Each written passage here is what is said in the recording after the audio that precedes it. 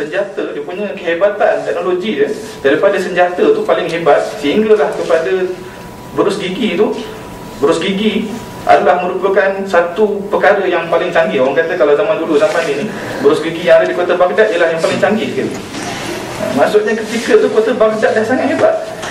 Semua kepakaran-kepakaran, pembesar-pembesar, menteri-menteri, orang yang bijak pandai, semua dipanggil 700 orang, bawa jumpa dengan Hulagu Khan untuk berbincang. Apa yang berlaku? Apa yang berlaku? Semua 700 orang tersebut telah dibunuh dengan kejam, telah dipancung oleh Hulagu Khan. Kita lihat bagaimana tentera Tatar, dia nak mematikan, dia memusnahkan satu tamadun. Dia bunuh semua orang yang pandai. Dia tak nak tentera ni, dia nak 700 orang yang pandai. Akhirnya khalifah kita telah tertipu.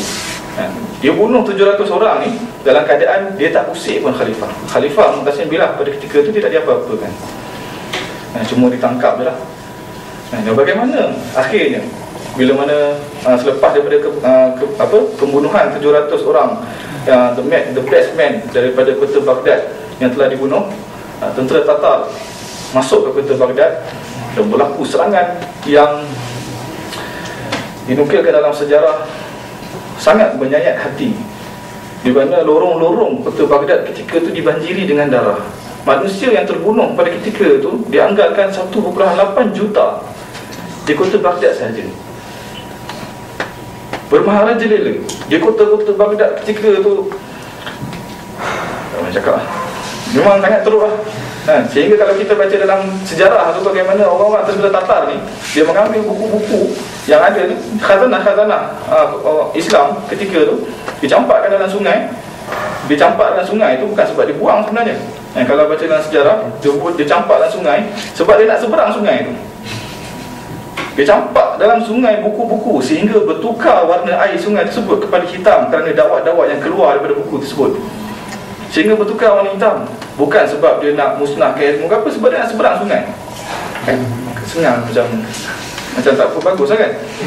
Jadi sehingga ke tahap itu, kekejaman yang berlaku ketika kejatuhan kota Baghdad. Ini kita baru cerita tentang khalifah, satu entiti saja, satu sahaja daripada orang kata besi kehidupan yang ada dekat kota Baghdad ni. Khalifah pun dah merupakan seorang yang sangat kita kecewai, tidak dapat mempertahankan Islam pada ketika itu sehingga jatuh. Bagaimana kematian Mu'tasim Billah Khalifah? Kematian Khalifah Mu'tasim Billah sangat memalukan. Orang-orang Tatar, Mongolia, dia mempunyai satu kepercayaan. Kepercayaan dia ialah bila dia menyerang suatu kawasan dan dia nak bunuh ketua kawasan tersebut, maksudnya sultan ke, macamnya khalifah ke apa, jadi darah kepada ketua kawasan tersebut yang dia perangi itu, darah dia tidak boleh tumpah ke atas bumi. Seandainya darah ketua orang yang diperangi tersebut tumpah ke atas bumi, maka seolah-olah kepercayaan dia akan membawa sui, akan membawa sial. Macam tak boleh. Jadi apa dilakukan? Khalifah kita ni, saudara-saudari semua yang dikasihi sekalian, apa yang dia buat?